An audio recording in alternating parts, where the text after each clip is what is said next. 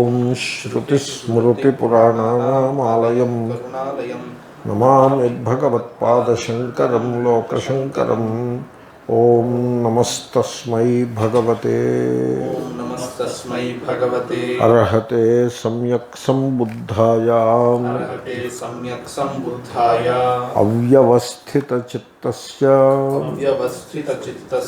సద్ధర్మమవిజానతః పారిప్లవప్రసాదస్య ప్రజ్ఞానపరిపూర్యతే. So అంతా నెగిటివ్గా చెప్పుకొస్తున్నారు, నిషేధముఖంగా చెప్పుకొస్తున్నారు. ఈ చిత్తమును మీరు మీ స్వాధీనంలో పెట్టుకోవాలి. స్వాధీనంలో పెట్టుకోవడం అంటే యోగా మెథడ్, హఠయోగా మెథడ్ కాదు, అండర్స్టాండింగ్ మెథడ్, వేదాంత మెథడ్. ఇప్పుడు పిల్లలకి, చిన్నపిల్లలకి డిసిప్లిన్ అంటారు చూసారా, అక్కడ కూడా ఇదే సూత్రం వర్తిస్తుంది. చిన్నపిల్లల్ని డిసిప్లిన్లో పెట్టాలి అంటే, డిసిప్లిన్ అంటే అర్థం ఏమిటి? చాలామంది డిసిప్లిన్ అంటే కంట్రోల్ అని పెట్టుకుంటారు.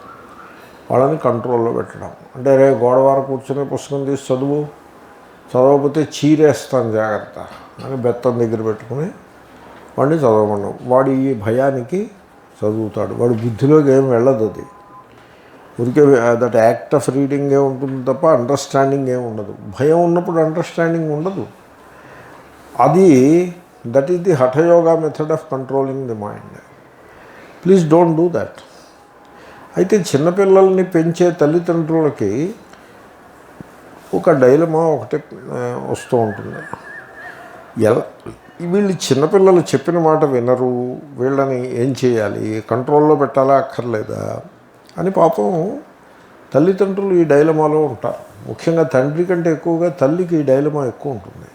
ఎందుకంటే వాడు చెప్పిన మాట వినడు, గెంతులు వేస్తూ ఉంటాడు, చదువుకోడు, గ్రేడ్లు చూస్తే బీలు సీలు ఉంటాయి. తల్లి మనస్సు కష్టపడుతూ ఉంటుంది. వాడిని తల్లి 2 లెంపకాయలు కొట్టి వాడిని కూర్చోబెట్టి చదివిస్తుంది. లేకపోతే కొట్టి చదివించే టీచర్ని ఎవరినైనా చూసే ప్రయత్నం తల్లి తండ్రి కలిసి చేస్తారు. ఇలా సతమతమవుతూ ఉంటారు. వాళ్ళు అడుగుతారు, ఏమంటే ఈ చిన్నపిల్లల యొక్క ఇండిసిప్లిన్ని ఏ విధంగా మనం సెటరేట్ చేయాల్సి ఉంటుంది, దానికి ఉపాయం ఏమిటి అని అడుగుతారు. అడిగితే నేను చెప్తాను, చూడండి, నేను చిన్నపిల్లల గురించి చెప్పలేను, మనస్సు గురించి మేము ఒక పద్ధతి అవలంబిస్తూ ఉంటాం. యోగ వాసిష్టంలో లాలయే చిత్త బాలకం అని శ్లోకం ఒకటి ఉంది. చిత్తమును పిల్లవాడిని సర్దుబాటు చేసినట్లుగా మీరు డిసిప్లిన్ చేయాల్సి ఉంటుంది అని, ప్రేమతో డిసిప్లిన్ చేయాలి తప్ప మీరేమో హఠయోగ ప్రక్రియను అవలంబించరాదు అని ఉంటుంది. మేము వేదాంతంలో చెప్తూ ఉంటాం, మనస్సును కమాండ్ చేయాలా అక్కర్లేదా? చెయ్యాలి. సువ్యవస్థిత చిత్తస్య ఉండాలి, అవ్యవస్థిత చిత్తస్య ఉండకూడదు. అంటే వాడి ఆలోచన సరళి, మనిషి యొక్క ఆలోచన సరళి ఒక అనుశాసనబద్ధముగా ఉండవలను తప్ప అల్లరి చిల్లరిగా ఉండకూడదు. తర్వాత ఇర్రేషనల్గా, సూపర్స్టిషస్గా, అజ్ఞానముతో నిండినదిగా, తర్వాత పట్టించుకోనట్లుగా, లెక్క చేయనట్లుగా అలా ఉండకూడదు. మనస్సు చాలా ఫోకస్డ్గా, డిసిప్లిన్డ్గా, అండర్స్టాండింగ్ బేసిస్గా ఉండాలి. దాన్ని అటువంటి మనస్సును సువ్యవస్థిత చిత్తస్య అని మనం అనొచ్చు. దానికి ఆపోజిట్ అవ్యవస్థిత చిత్తస్య. పిల్లలే అక్కర్లేదు, పెద్దలు కూడా చాలా అవ్యవస్థితమైన చిత్తమును కలిగి ఉంటారు. అంటే మల్టీ టాస్కింగ్, అవ్యవస్థిత చిత్తమునకు దృష్టాంతం, పెద్దలలో కనపడే దృష్టాంతం. తర్వాత ఒక పని చేస్తున్నప్పుడు ఇంకో దాని మీదకి జంపు చేయటం, ఏ పనిని సరిగ్గా చేయకపోవడం, రెసిడ్యూని విదిలిస్తూ ఉండడం.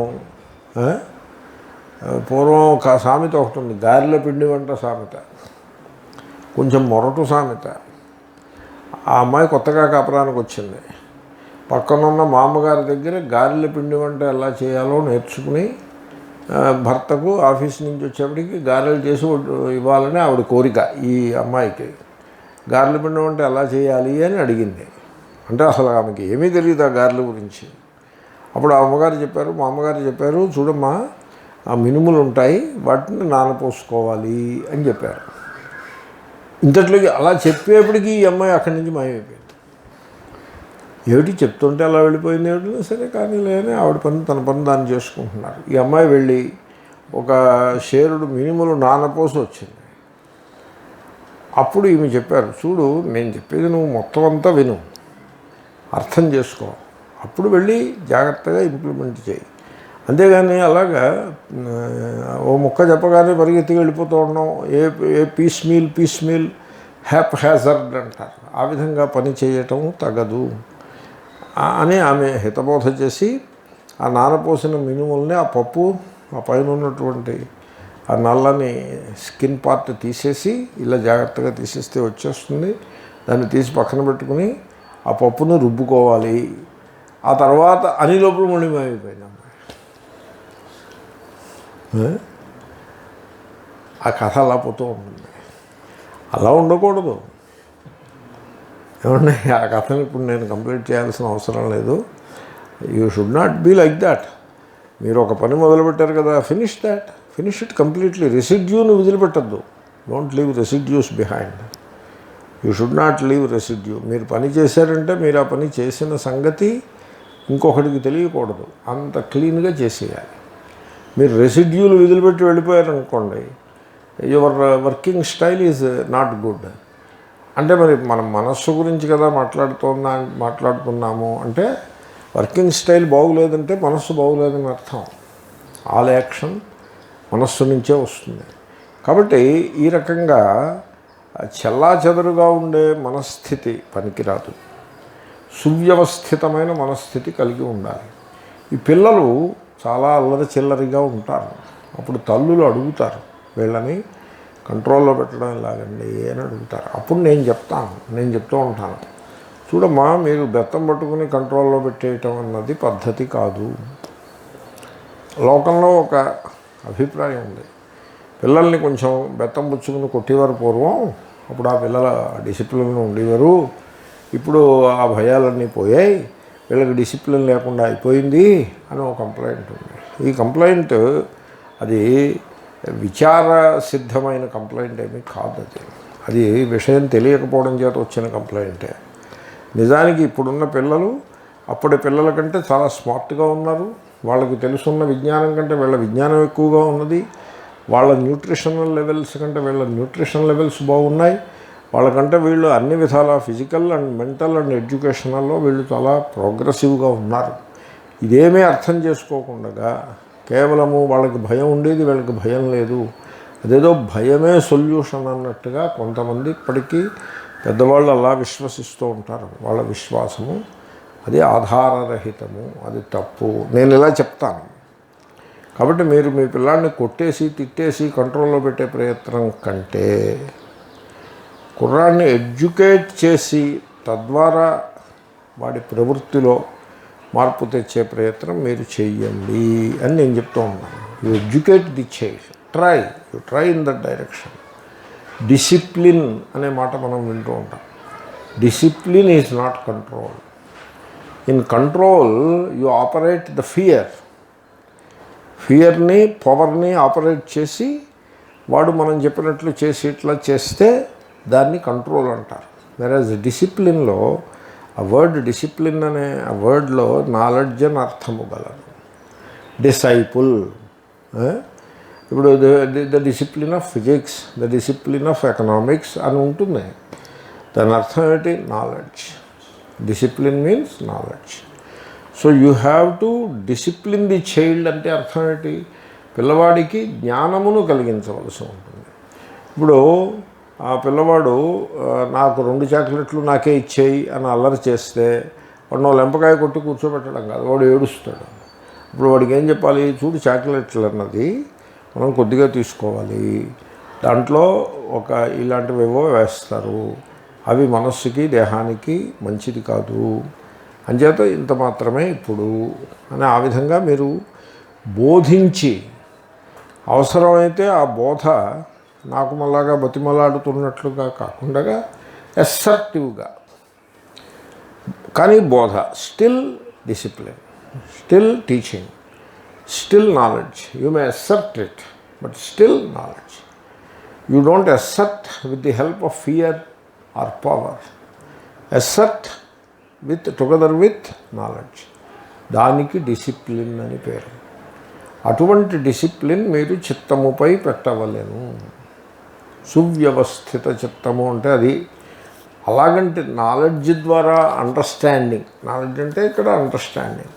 అండర్స్టాండింగ్ ద్వారా చిత్తమునందు ఒక అనుశాసనమును తీసుకొచ్చే ప్రయత్నం చేయాలి తప్ప భయం ద్వారా మీరు అనుశాసనమును తెచ్చే ప్రయత్నము చేయవద్దు.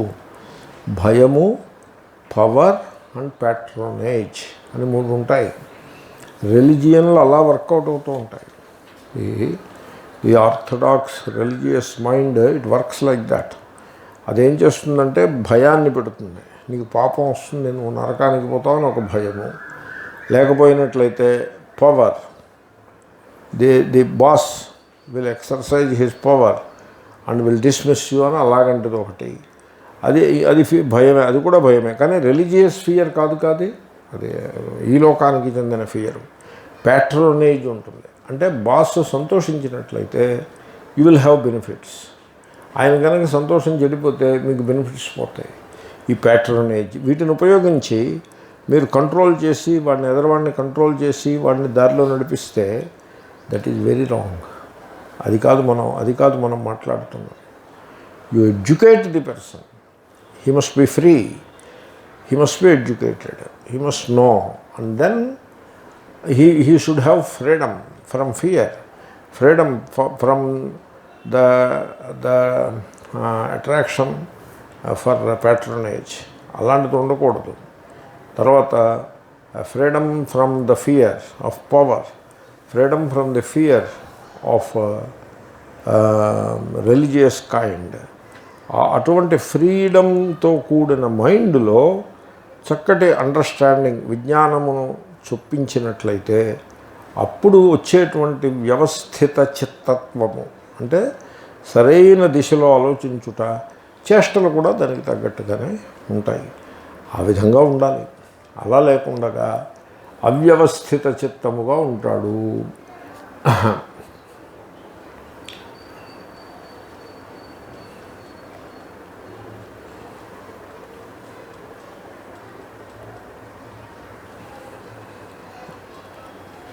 ఈ మైండ్ని అర్థం చేసుకోవాల్సి ఉంటుంది.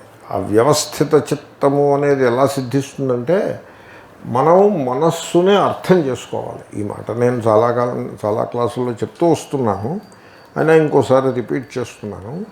మైండ్ని అర్థం చేసుకోవాలి.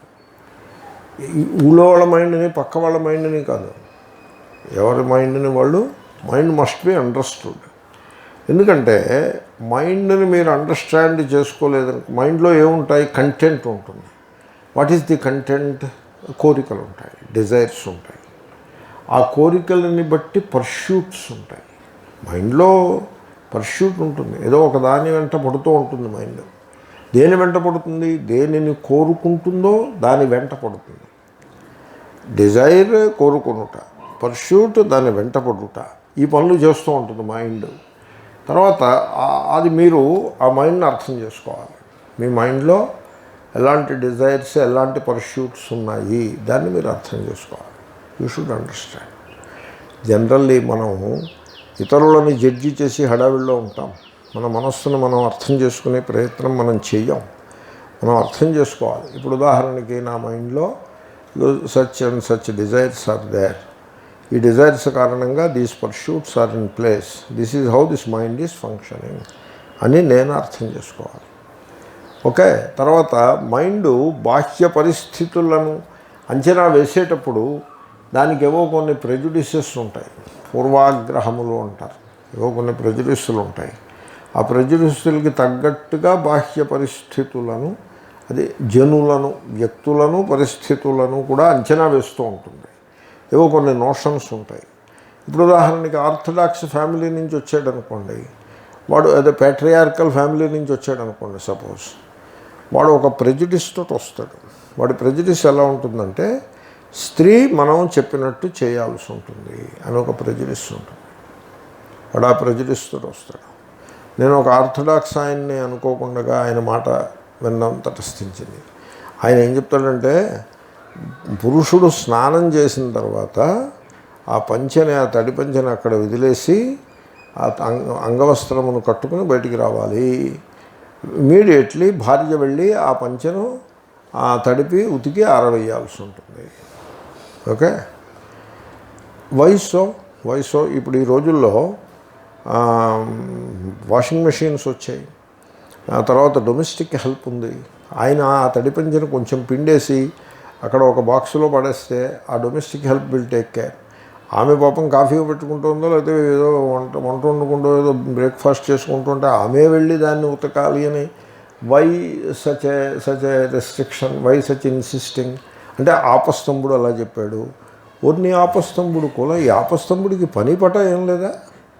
ఇవే చెప్తాడా? పళ్ళు తోముకోవడం, స్నానం చేయడం, బట్టలు తుక్కోవడం, ఇవే చెప్తాడా? ఒకవేళ క్యాజువల్గా చెప్పు ఉండొచ్చు ఆయన. Maybe he did, I'm not denying it, maybe he did. ఏదో ఒక ధోరణిలో చెప్పుంటాడు ఆయన. అవి they are the most essential అనే ధోరణిలో కాకుండా ఈయన పాసింగ్ రిఫరెన్స్ చెప్పుంటాడు. స్నాత్వా శుచిర్భూత్వా అంటూ ఆ స్నాత్వా అనే దానికి ఏదో 4 మాటలు చెప్పుంటాడు. ధౌతవస్త్ర అంటూ ఏదో మాటలు అని ఉంటాడు. అంత మాత్రాన ఆయన ఒక కాంటెక్స్ట్లో చెప్పాడనే తప్ప దాన్ని ఒక విధి ఆఖ్యాత తప్రత్యయము అది చెప్పిన ఆర్థీ భావన, శాబ్దీ భావన, నువ్వు అలా చెప్పినట్లయితే నీకు అపూర్వం పుడుతుంది. నీకు వస్తుంది. అంత దూరం పట్టుకుపోనక్కర్లేదు దాన్ని.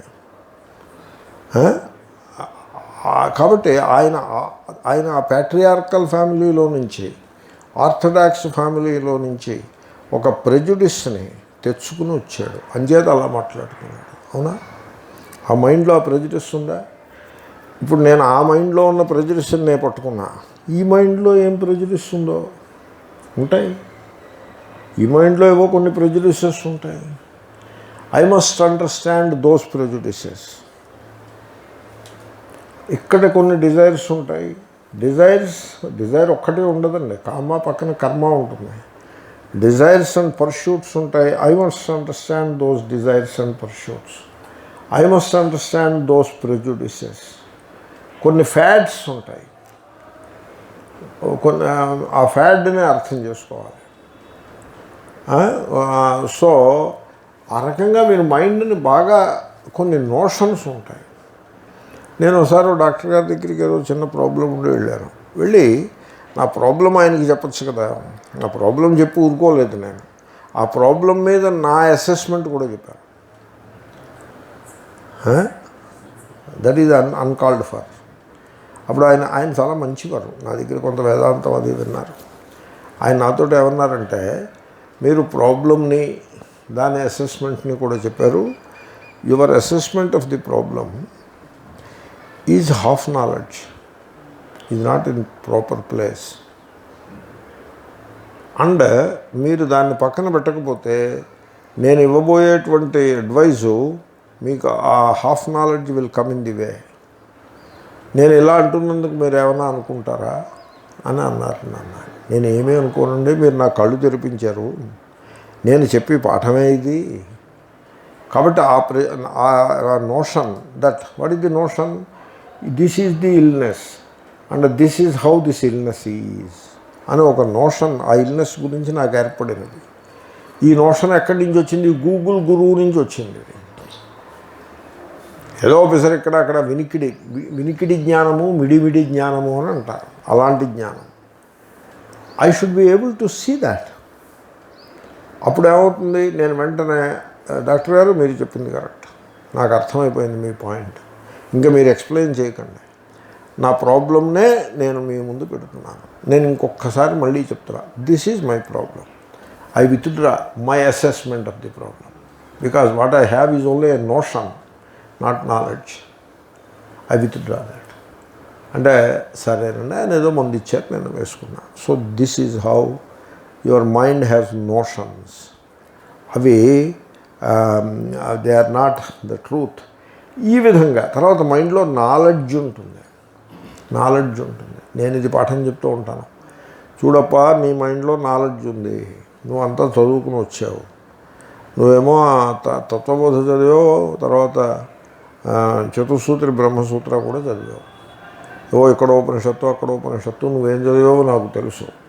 3 ఏళ్ళు కొన్ని వేషాలు ఏవో కొన్ని వేసావు నువ్వు, 3 ఏళ్ళో 4 ఏళ్ళో 5 ఏళ్ళో ఆ సందర్భానుసారంగా నువ్వు కొంత వెలిగించావు, కొంత చదువు వెలిగించావు, నీ పాండిత్యం ఏమిటో నాకు తెలుసు, నువ్వు అదంతా పక్కన పెట్టి అక్కడ కూర్చో అని నేను చెప్తా, పాఠం చెప్పాను.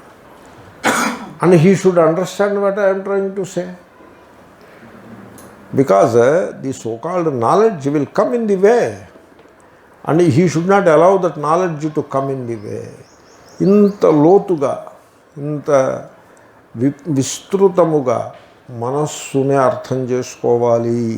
ఎవరి మనస్సుని వారు అర్థం చేసుకోవాలి. మరి డిజైర్స్ అండ్ పర్ష్యూట్స్ మీరు అర్థం చేసుకుంటే ఆ డిజైరు ఆ పర్ష్యూటు ఉండాలా అక్కర్లేదా మీకే తెలుస్తుంది. మీకు ధర్మశాస్త్రకర్తలు వచ్చి చెప్పక్కర్లేదు, మీకే తెలుస్తుంది. అది హ్యాజ్ నో వాల్యూ అని మీకు అర్థమైపోతే మీ ప్రయత్నంతో సంబంధం లేకుండానే అది జారిపోతుంది. ఆ విధముగా తయారైనటువంటి చిత్తము సువ్యవస్థిత చిత్తము. అది ఎవడికి లేదో అవ్యవస్థిత చిత్తస్య. ఎంత ఎంత గంభీరమైన విషయమో చూడండి. అది సద్ధర్మం అవిజానత. సద్ధర్మం అంటే ఏమంటారు ఆయన? నేను కూడా చూస్తా. 38 మనకి తెలుసు సత్తు, ట్రూ లా 38. ఈయన ట్రూ లా ఈయన అది చూసి రాసినట్టుగా రాశారు, అది చూసే ఇక్కడ ప్రింట్ చేశారో ఏమో కూడాను. ట్రూ లా, సద్ధర్మం, ఉత్తమ ధర్మమును తెలియనివాడు. ఉత్తమ ధర్మమును తెలియాలి. మొన్న ఒక మహాత్ములు అంటున్నారు నాతో, ఒక మంచి సహృదయులు అన్నమాట. ఏమన్నారంటే, చూడండి, ధర్మసింధు కైండ్ ఆఫ్ హిందూయిజంకి టైము చెల్లినది. ఇప్పుడు వివేకానంద కైండ్ ఆఫ్ హిందూయిజం సొసైటీలో రావాలి అని అన్నారు నాతో. నేను అన్నాను, నేను ఇంకొక మాట దానికి యాడ్ చేస్తాను, మీరు అంటే యాడ్ చేయమన్నారు. Vivekananda Ramatirtha kind of Hinduism రావాలి అని మీరు అలా పెట్టుకోండి, దానికి రామతీర్థ కలపండి, అప్పుడు అది సమగ్రం అయిపోయింది. This was the discussion. కాబట్టి ఇప్పుడు ధర్మసింధు కైండ్ ఆఫ్ ధర్మాన్ని మీరు పట్టుకుని వేళ్లాడతానంటే అది పద్ధతి కాదు. అది ధర్మసింధు కైండ్ ఆఫ్ ధర్మాన్ని మీరు పట్టుకుని వేలాడవద్దు. వివేకానంద రామతీర్థ కైండ్ ఆఫ్ హిందూయిజంని, కైండ్ ఆఫ్ ధర్మముని మీరు పట్టుకుని వేలాడండి. ఏమంటే బుద్ధుడికి హిందూ ధర్మంతో విరోధము ఆయన వైపు నుంచి లేకుండే, హిందూ ధర్మం వైపు నుంచి విరోధమే తప్ప ఆయన వైపు నుంచి లేకుండే. ఈ విరోధం ఎందుకు వచ్చింది? ఈ వైరుధ్యము, ఈ స్కిజం ఎందుకు వచ్చింది? ఎందుకు వచ్చిందంటే ఆయన ధర్మసింధు కైండ్ ఆఫ్ ధర్మాన్ని నిరసించినాడు కాబట్టి వచ్చింది, అందువల్ల వచ్చింది. సో అటువంటి ధర్మము అది ధర్మమే కాదు, అది మోస్ట్ ఇర్రేషనల్. మీరు ధర్మసింధు పుస్తకం చదివారంటే కళ్ళు తిరిగి పడిపోతారు. Such a horrific kind of descriptions వస్తాయి అక్కడక్కడ, కొన్ని చోట్ల ఏదో నడుస్తూ ఉంటుంది. సో వాడు బార్బర్ షాప్కి వెళ్ళి క్షౌరం చేయించుకొచ్చాడు కదా, వీడు పతితుడైపోయినాడు. కాబట్టి వీడికి చాంద్రాయణ వ్రతం చేస్తే కానీ వాడు బాగుపడ్డు అని పెట్టారనుకోండి. వాడు చాంద్రాయణ వ్రతం చేస్తే వాడిని హాస్పిటలైజ్ చేయాల్సి ఉంటుంది, హాస్పిటల్లో పడేయాల్సి ఉంటుంది. అలాగా తర్వాత ప్రాయశ్చిత్తాలు, చాలా భయంకరమైన ప్రాయశ్చిత్తాలు ఉంటాయి. బాగా కాచిన నూనె త్రాగుట ప్రాయశ్చిత్తము. How can you do that? It is the feudalistic medieval thinking rooted in ignorance and patriarchy ఒకటి ఉండనే ఉన్నది. ఆ తర్వాత లో ఎస్టీమ్ టువర్డ్స్ ఉమెన్హుడ్, తర్వాత divisive thinking, dividing the society into castes and creeds, and then looking at certain caste as lowly, highly feudalistic, unacceptable thought ప్రాసెస్లో ఉంటుంది. How can you accept it? How can you accept it?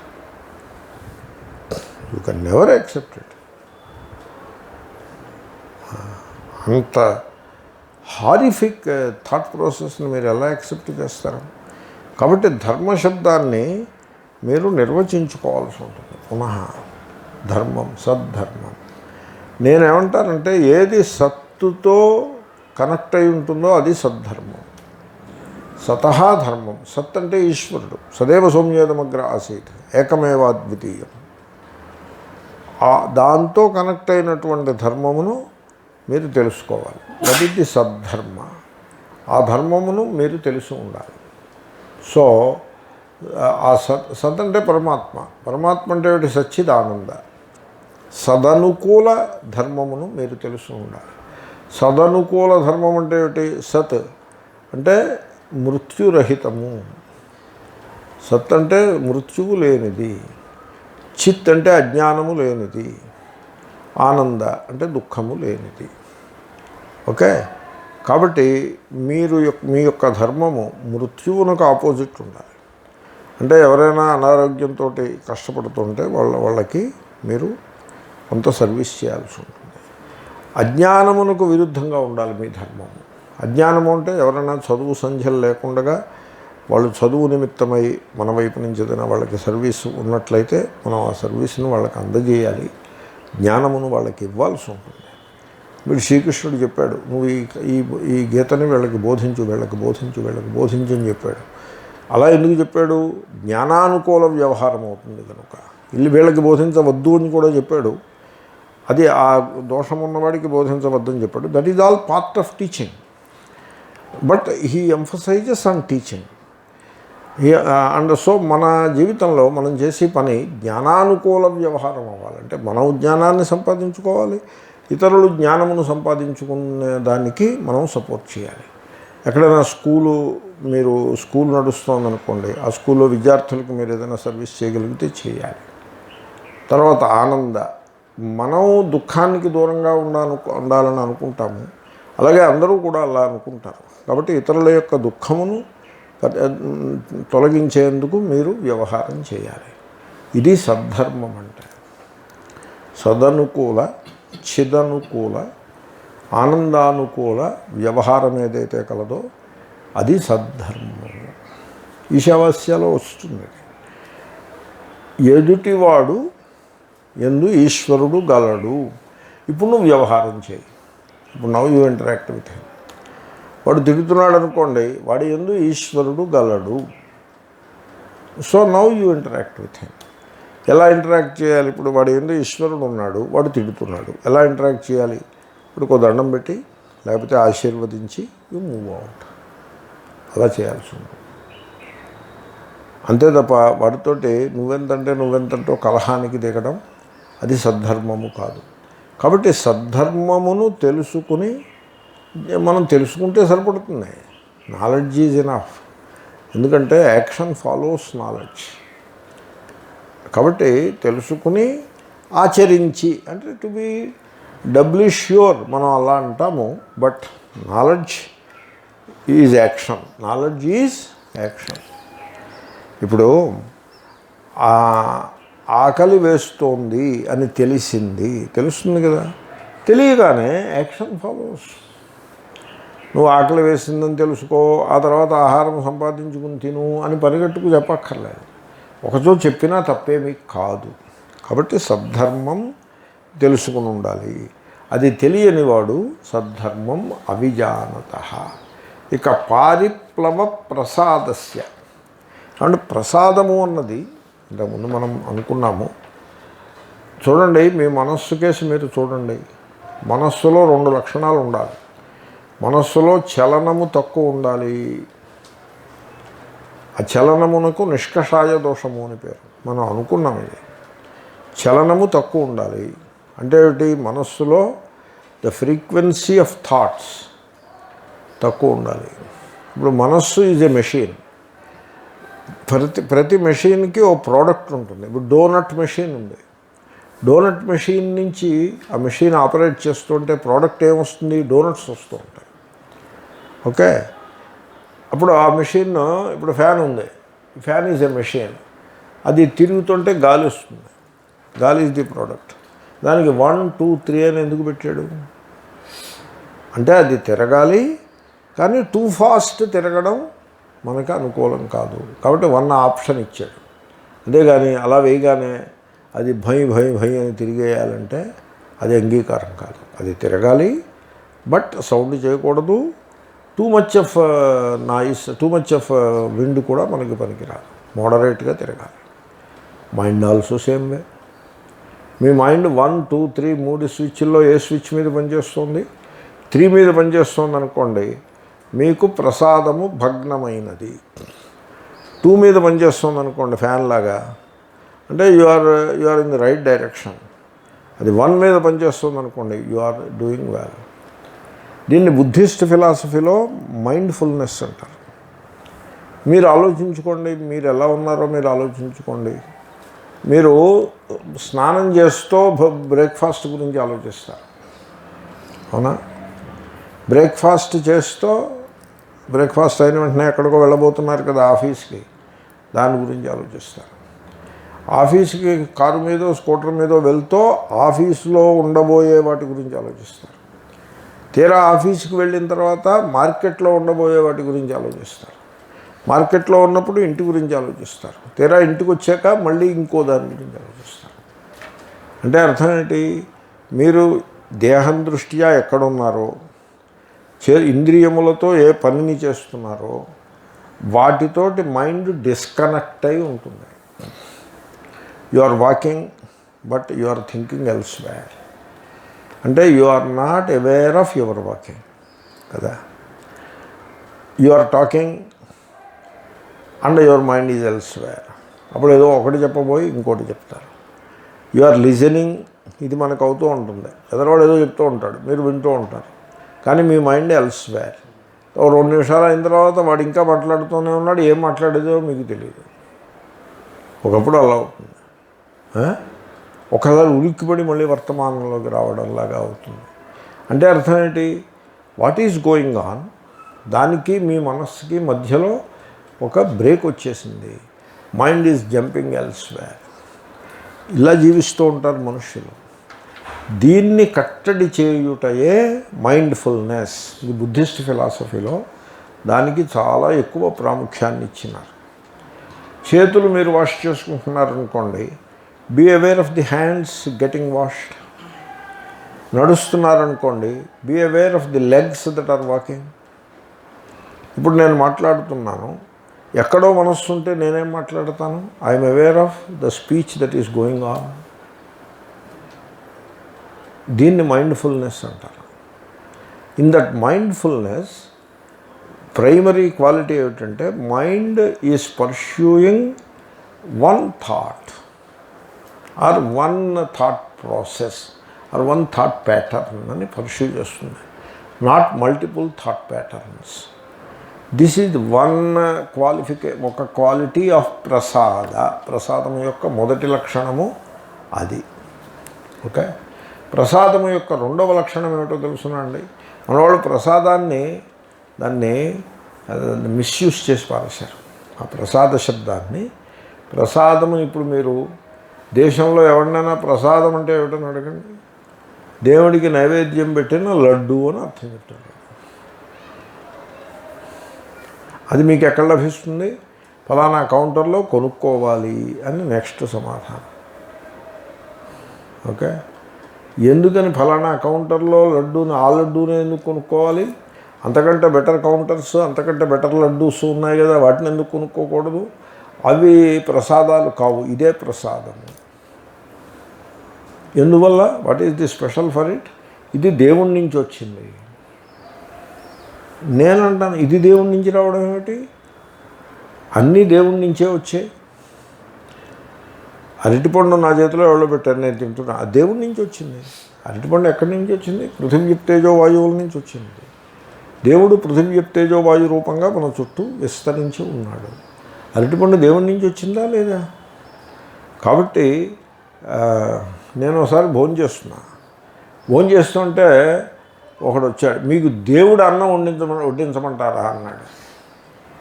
నాకు అన్నం కావాలి, దేవుడు అన్నం వడ్డించమంటారా అని అడిగాడు. అక్కడ అన్నం ఉంది, నేను వేసుకోబోతుంటే, ఆగండి మీకు దేవుడు అన్నం వేస్తాను. నేను ఇదేమిటిది, ఇది కాదు, పర్టికులర్గా వేరే గిన్నెలో ఉండి దేవుడికి నైవేద్యం పెట్టిన అన్నం ఇది వేయమంటే మీకు వేస్తాను, అక్కర్లేదని చెప్పాను. ఎందుకంటే నా ఉద్దేశంలో ఇది కూడా దేవుడు అన్నమే, అది పర్టికులర్గా దేవుడు అన్నమని నేను అనుకోవటం లేదు. ఒక వేదాంత ప్లేస్లో నువ్వు ఇటువంటి భాష మాట్లాడుతున్నావు అంటే I'm ashamed of your attitude towards this అని నేను అన్నాను. మీకు అర్థమైందా పాయింట్? కాబట్టి ప్రసాద శబ్దము ఎంత భయంకరంగా మిస్యూజ్ అయిపోయిందని నేను అంటూ ఉంటాను. అది వచ్చినప్పుడల్లా అన్నం నాకు అలవాటు, అంచేత అన్నాను. ప్రసాదము మానసిక స్థితి, పారిప్లవ ప్రసాదస్య అంటే ప్రసాదం అనేది మనస్సులో లేకుండా జారిపోయింది అని అర్థం దానికి. అది మీరు జారిపోకుండా చూసుకోవాలి. ఆ ప్రసాదం జారిపోకూడదు. నూనె, సీసాలో నూనె నేలంతా చెల్లాచెదరుగా పడిపోయింది, అప్పుడు ఆ నూనె ఏమైంది? వేస్ట్ అయిపోయింది కదా. అలాగే మీ మనస్సులో ప్రసాదము అది చెల్లాచెదరైపోకూడదు, అది చక్కగా స్థిరంగా మీ మనస్సులో నిలిచి ఉండాలి. సో ప్రసాదంలో మొదటి లక్షణం ఏమిటి? మైండ్ఫుల్నెస్ ప్రసాదంలో మొదటి లక్షణం. దాన్ని నిష్కషాయ దోషము అని అంటారు. ప్రసాదంలో రెండవ లక్షణం ఏమిటి? సకషాయ దోషము లేకుండా. కషాయ అంటే డికాషన్, ఆ పదములు ఎలా ఉన్నాయో చూసుకోండి. డికాషన్, ఇప్పుడు కాఫీ డికాషన్ తీసేప్పుడు మనం ఏం చేస్తూ ఉంటామంటే చక్కటి ప్యూర్ వాటర్ని బాయిల్ చేసి, that is extra pure now, boil చేశారు కాబట్టి దాన్ని ఈ కాఫీ పౌడర్ మీద పోస్తాం. పోస్తే కిందకి ఏమొస్తుంది? ఆ కాఫీ పౌడర్లో ఉండే కాలుష్యమునంతని తనలో నింపుకున్న నల్లని ద్రవము కిందకు వస్తుంది. దానిని మనం త్రాగుతాం. కానీ మన మనస్సు అలా ఉండకూడదు. మనస్సు ఎలా ఉండాలి? స్వచ్ఛమైన నీరు, వాటరు అలాగ ట్రాన్స్పరెంట్గా ఉండాలి. అది స్వచ్ఛమైన నీరు. దాంట్లో కాలుష్యము, టర్బిడిటీ ఉందనుకోండి, అది ఒపేక్గా ఉంటుంది. వాటరు ఒపేక్గా ఉంటే అది ఇంప్యూర్, వాటరు ట్రాన్స్పరెంట్గా ఉంటే అది pure. The same thing applies to the mind. Same thing. మీ మైండ్ ఒపేక్ ఉందనుకోండి, ఇంప్యూర్ మైండ్ ఇట్ ఈస్. మీ మైండ్ ట్రాన్స్పరెంట్ ఉందనుకోండి, ప్యూర్ మైండ్ ఇట్ ఈస్. ఎలాగో చెప్పమంటారా? ఎవడో మిమ్మల్ని ఏదో అంటాడు, ఏదో అంత పెద్ద హ్యాపీగా కాకుండా ఏదో అన్హ్యాపీగా వగ తప్పుకోని ఏదో వాడు ఏదో అంటాడు. ఇప్పుడు మీరు ఆటో పిలిచారనుకోండి, వాడు మిమ్మల్ని ఇన్సల్ట్ చేసి వెళ్తాడు. మరి ఇప్పుడు ఎలా ఉన్నదో నేను ఎరుగను. ఒకప్పుడు అయితే ఆటో అని పిలిచారనుకోండి, ఎక్కడికైనా అక్కడి నుంచి అడుగుతాడు, అవతల other side of the road. మీరు అరిస్తే వాడికి వినపడదు, వాడు మళ్ళీ ఎక్కడికి అని అడుగుతాడు. ఇటు రావయ్యా అంటే రాడు, నువ్వే రా అంటాడు. తీరా అక్కడికి వెళ్ళి సికింద్రాబాద్ అంటే ఏమంటాడో తెలిసినా, పోవాయా అని వెళ్ళిపోతాడు. అరే నువ్వు రానని చెప్పచ్చు కదా, పోవాయా అని మళ్ళీ ఇదెందుకు? Auto people in Hyderabad used to be like that. I don't know how it is going on now. Very rude. అండ్ వాళ్ళు సర్వీస్ చేసి డబ్బు తీసుకోవటము అనే బేసిక్ ప్రిన్సిపల్ని వాళ్ళు వైలేట్ చేసేవారు. సర్వీస్ చేయకుండా డబ్బులు ఆగడమే పనిగా పెట్టుకుని ఉంటారు. వాడు ఆటోవాడు మిమ్మల్ని ఇన్సల్ట్ చేస్తాడు. ఇన్సల్ట్ చేస్తే how do you respond? Suppose వాటితోటి మాట మీరు దిగారనుకోండి, దాన్ని మైండ్ ఒపేక్ అంటారు. ఎందుకంటే వాడు అన్న మాట ఇట్ వెంట్ బ్యాక్ ఒపేక్. అర్థమైందండి మీకు? When you react your mind is opaque. When you do not react, వాడిని ఆశీర్వదించి మీ దారిని మీరు, వాడు డబ్బులు లాగేయడం ఎలాగూ తప్పదు. వాడికి ఇచ్చే డబ్బులు ఎలాగో ఎవరైతే కొడతాడు వాడికి ఇచ్చే డబ్బులు ఇచ్చేసి వాడిని ఆశీర్వదించి మీ దారిని మీరు వెళ్ళారనుకోండి, యు ఆర్ ట్రాన్స్పరెంట్. మీకు ట్రాన్స్పరెంట్ అర్థం తెలిసిందా? ట్రాన్స్పరెంట్లో ఏమవుతుందంటే something enters into your mind, a cognition happens and then it vanishes. There is no reaction. అది ట్రాన్స్పరెంట్ మైండ్. ఓకే, మీకు అర్థమైంది ఆ పాయింట్? అయితే ఆ ట్రాన్స్పరెన్సీ ఎలా వస్తుందో తెలిసిన, రాగద్వేషములు లేకున్నప్పుడు మాత్రమే వస్తుంది. వాళ్ళేమో 4 రూపాయలు పుచ్చుకున్న డబ్బు మనది స్వంతమా? ఏమి డబ్బు మనది కానే కాదు, లెట్ హిమ్ టేక్ అంటే డబ్బు మీద రాగము లేదు. వాడు ఇంత మాట నన్ను అంటాడా, వీటికి నేను రిప్లై ఇవ్వాల్సిందే అంటే తనకు అవమానము కలిగినది కనుక దానికి ద్వేషాన్ని తిరిగి చూపించాలి అనేటువంటి పట్టుదల లేదు, ఆగ్రహము లేదు, హర్ట్ లేదు, దట్ ఈగోయిటీ లేదు, ఇవేమీ లేవు. మనస్సు ఉందండి, వాడే మూర్ఖుడు కాదు, మనస్సు ఉంది, ఇవేమీ లేవు.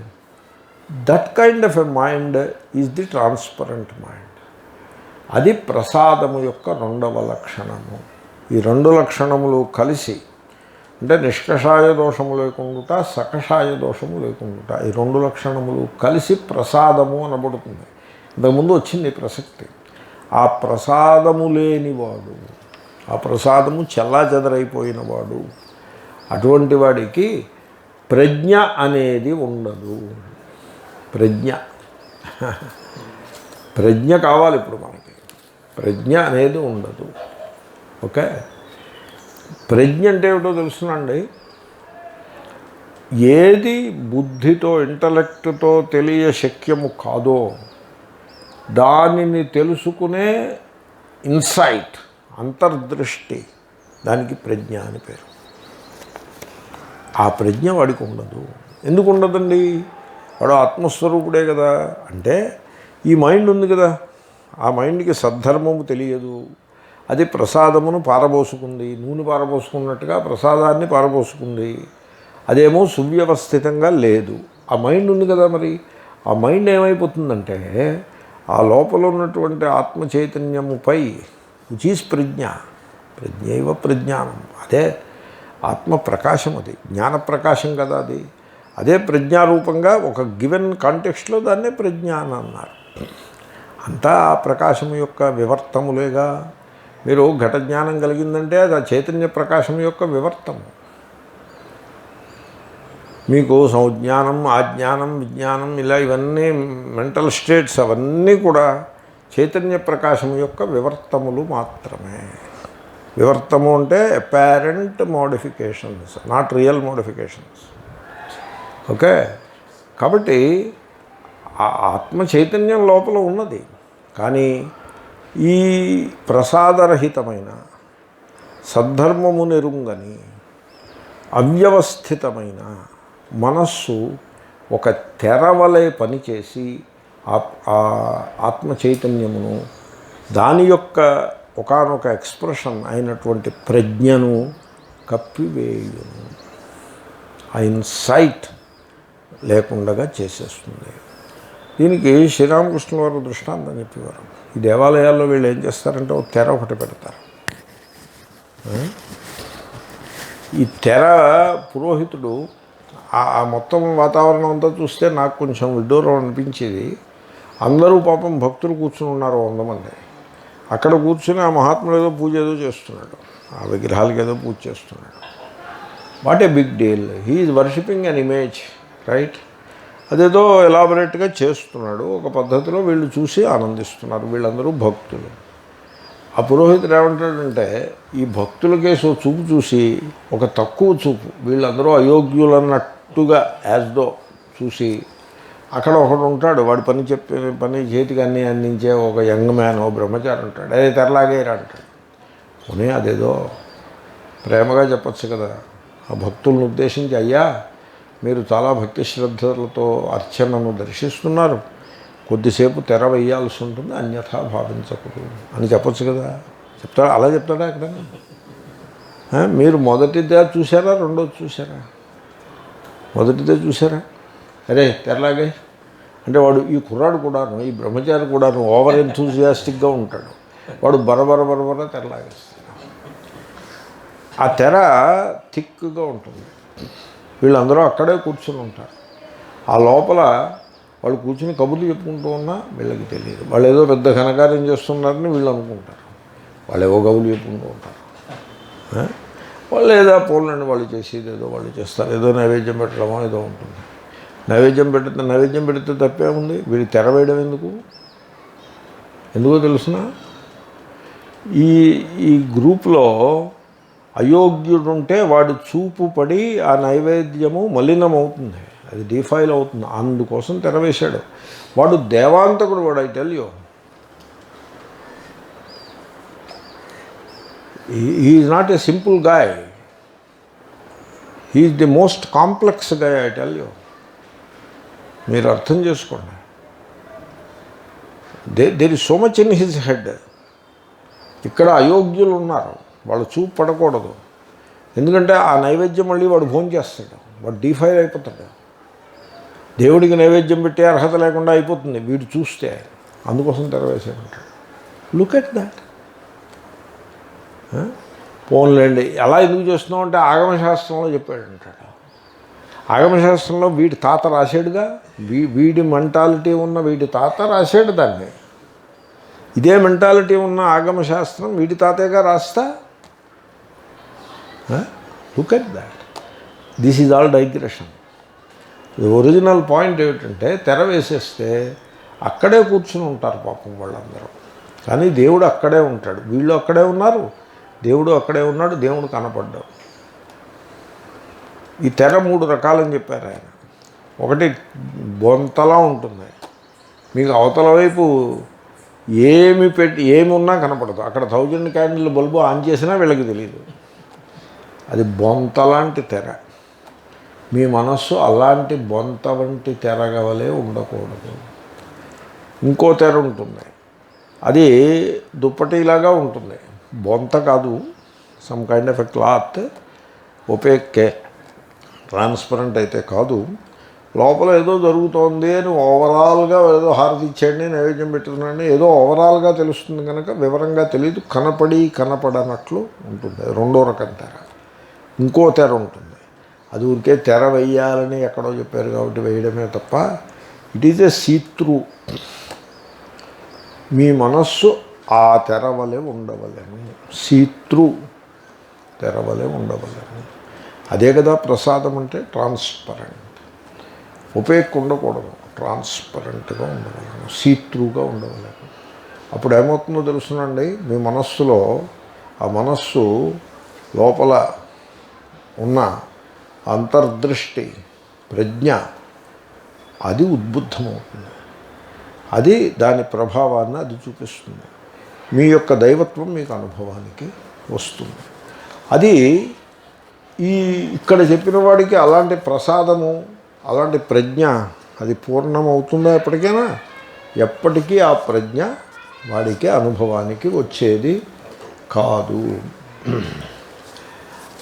దీంట్లో ఈ సందర్భంలో the students of Vedanta and also Vedanta పాఠం చెప్పే వాళ్ళు కూడా గమనించాల్సింది ఏమిటంటే, ఆత్మజ్ఞానము బుద్ధికి విషయము కాదు అని మీరు గమనించవలేను.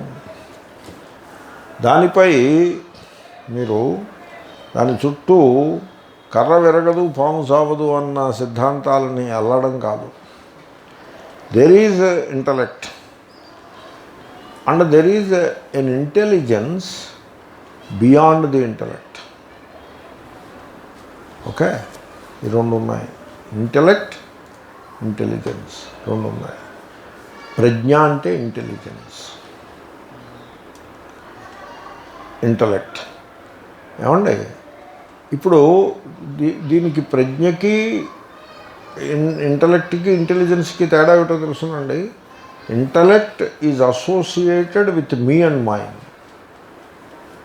వెరాజ్ ప్రజ్ఞ, intelligence, it has nothing to do with me and mind, it is impersonal.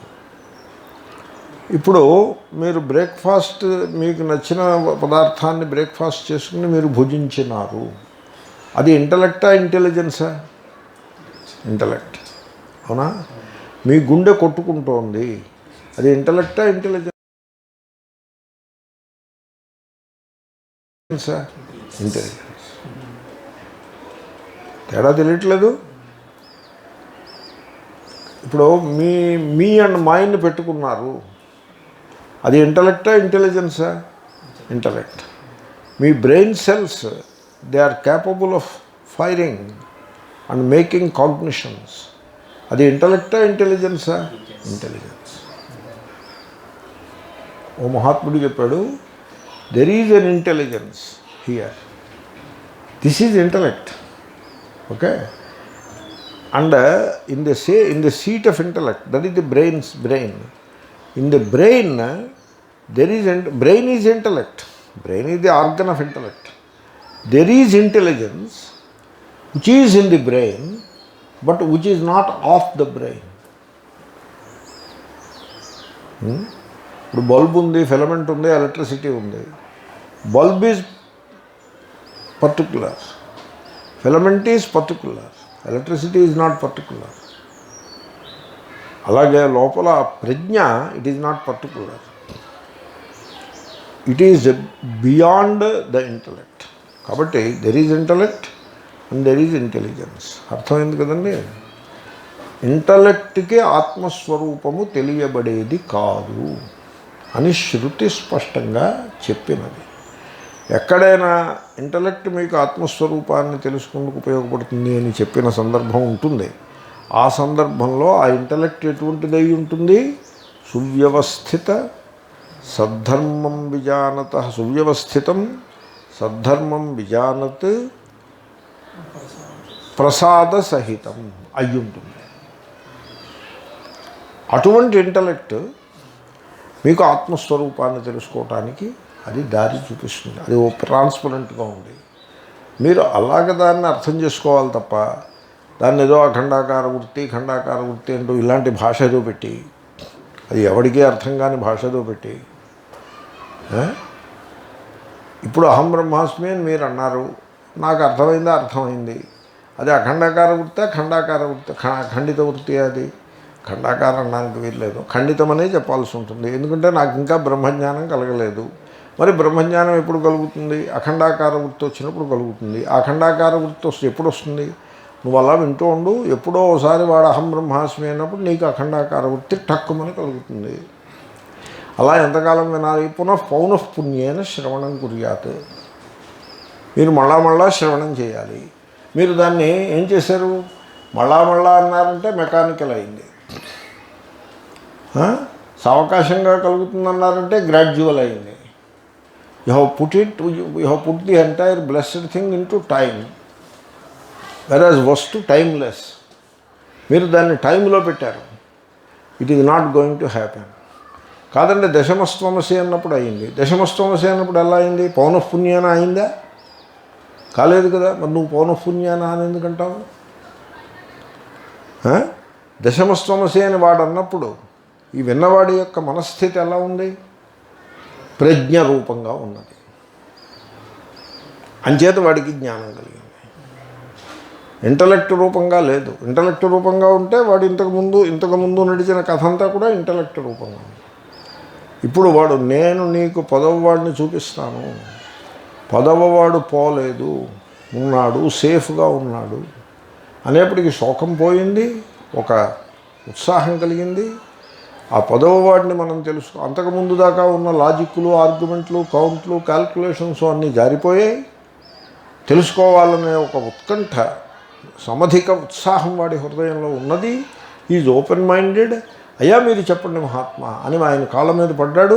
వాడు దశమస్త్వమసి అన్నాడు. వీడు ఆహా మూమెంట్లో పడ్డాడు. ఆహా మూమెంట్ వచ్చింది. యూరేకా అన్నాడు. అలా అన్నాడా, లేకపోతే అఖండాకార వృత్తి పౌనఃపున్యం అవన్నీ వచ్చాయా? కాబట్టి అఖండాకార వృత్తి అనే పదం మీద నాకేం వ్యతిరేకం కాదు.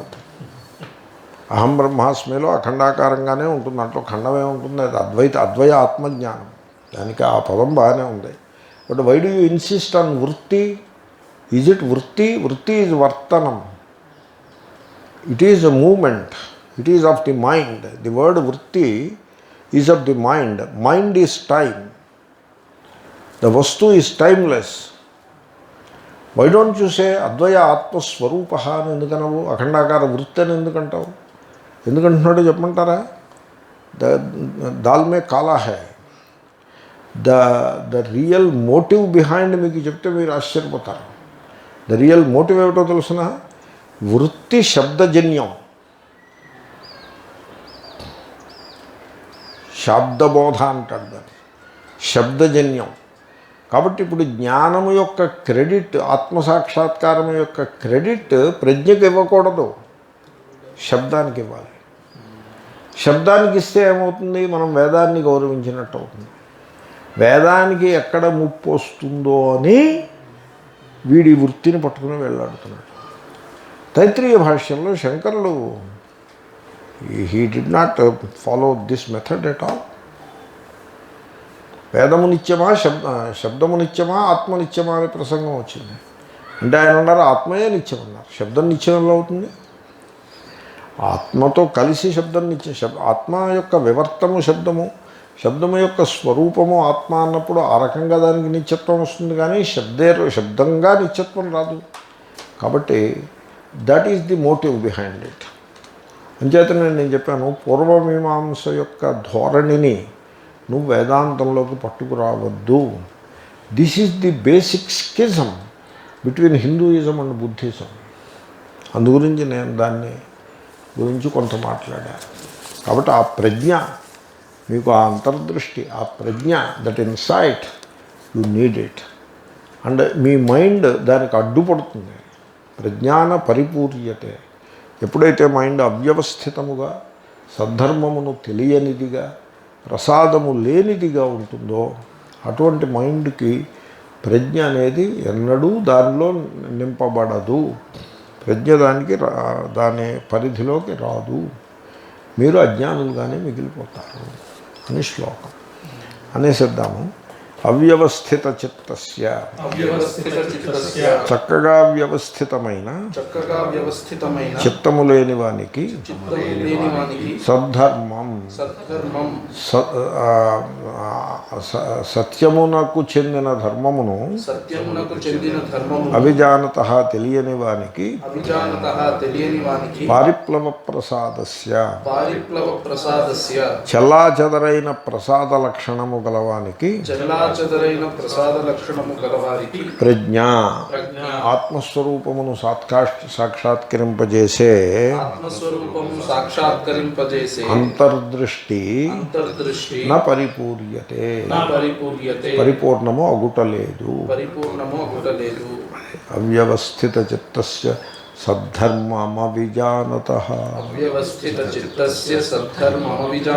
పారిప్లవ ప్రసాదస్య ప్రజ్ఞాన పరిపూర్యతే. ఓం పూర్ణమదః పూర్ణమిదం పూర్ణముదచ్యతే పూర్ణస్య పూర్ణమాదాయ పూర్ణమేవావశిష్యతే. ఓం శాంతి శాంతి శాంతి.